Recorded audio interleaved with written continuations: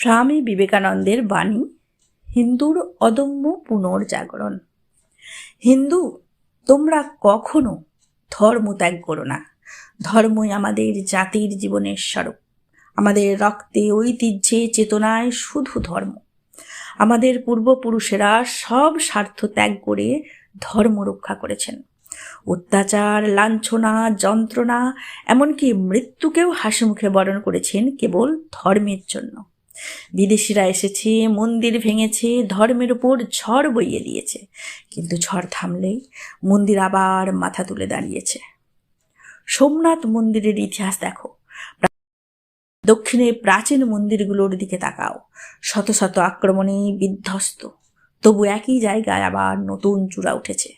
ধ্বংসের ভস্য থেকে আবার জন্ম নিয়েছে নতুন শক্তি নিয়ে, অচল, অবিচল, অমর হয়ে। এইটি হিন্দুর জাতি চেতনা, এইটি আমাদের প্রাণ প্রবাহ।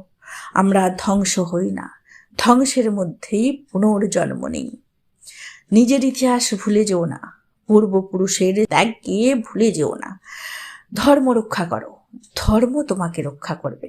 উঠো হিন্দু, জাগো, আবার দাঁড়াও। নমস্কার সকলকে।